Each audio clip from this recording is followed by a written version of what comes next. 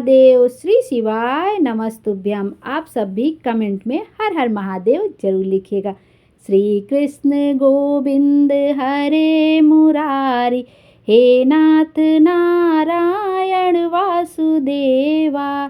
पुत्रदा एकादशी का व्रत पौष मास शुक्ल पक्ष में कब रखा जाएगा? 9 जनवरी गुरुवार को या 10 जनवरी शुक्रवार को इसका व्रत रखा जाएगा। यह साल 2025 की पड़ने वाली पहली एकादशी है। पुत्रदा एकादशी का व्रत साल में 2 बार रखा जाता है, एक बार श्रावण मास में और एक बार पौष मास में।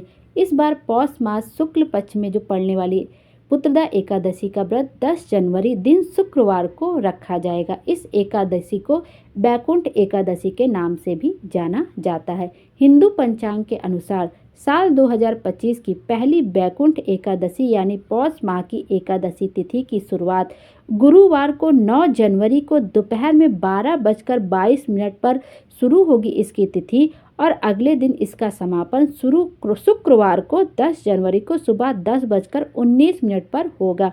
उदया तिथि के अनुसार बैकुंठ एकादशी और पुत्रदा एकादशी का व्रत 10 जनवरी को रखा जाएगा।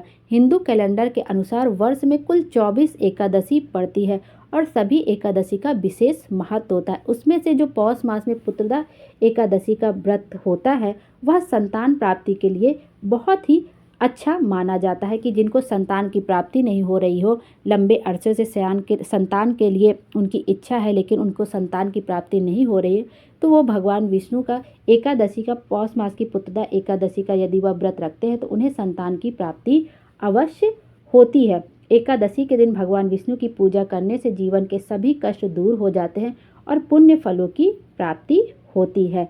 एकादशी बहुत ही खास होती है, चाहे इसको पुत्रदा एकादशी हो, बैकुंठ एकादशी व साल में पड़ने वाली 24 में से कोई सी भी एकादशी वो बहुत ही खास होती है। एकादशी का व्रत रखने से हमारे जन्म जन्मांतर के पाप कट जाते हैं। एकादशी के दिन भगवान विष्णु और माता लक्ष्मी का विधिवत पूजन करने के साथ साथ माता तुलसी का भी पूजन करना चाहिए। इससे हमें मनोवांछित फल की प्राप्ति होती है। आइए अब देख लेते हैं पूजा का शुभ मुहूर्त कब से कब तक है और जो एकादशी का व्रत हम रखेंगे उसका पारण का शुभ मुहूर्त कब से कब तक है।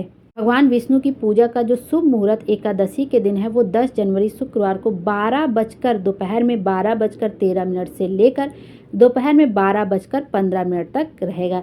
इस शुभ मुहूर्त में पूजा करना बेहद ही फलदायी होगा। बाकी आप सारे दिन में कभी भी पूजन कर सकते हैं क्योंकि ये एकादशी का बहुत ही महत्वपूर्ण दिन होता है, बहुत ही शुभ दिन होता है क्योंकि साक्षात भगवान विष्णु की कृपा हमारे ऊपर रहती है, तो हम सारे दिन में कभी भी भगवान विष्णु माता लक्ष्मी का पूजन कर सकते हैं। बिल्कुल निश्चिंत होकर आप चाहें तो दोपहर में जो शुभ मुहूर्त है आप उसमें भी पूजन कर सकते हैं, और यदि आप शुभ मुहूर्त में नहीं पूजन कर पा रहे हैं तो बिल्कुल निश्चिंत होकर आप सारा दिन कभी भी पूजन कर सकते हैं। आइए अब देखते हैं कि जो है पारण का शुभ मुहूर्त कब से कब तक है, क्योंकि कहते हैं कि जब एकादशी का आप व्रत रखते हैं तो उसका पारण भी शुभ मुहूर्त में ही करना चाहिए, तभी हमारा एकादशी का व्रत पूर्ण होता है। जो पारण का शुभ मुहूर्त है वो 11 जनवरी को है। सुबह 7:15 से लेकर आपका 8:21 तक शुभ मुहूर्त है पारण का। 7:15 से लेकर 8:21 तक पारण का शुभ मुहूर्त है। और जो पारण तिथि के दिन जो द्वादशी समाप्त होती है उसके बाद ही पारण होता है। द्वादशी समाप्त होने का जो समय है वो 8:21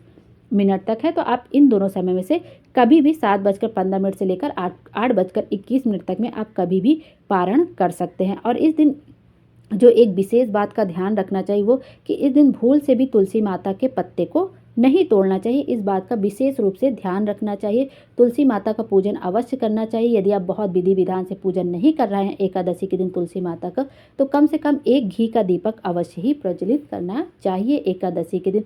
भगवान विष्णु हम सभी की मनोकामना पूरी करें और हमारे जीवन को खुशियों से भर दे। श्री शिवाय नमस्तुभ्यम। हर हर महादेव। Thank you.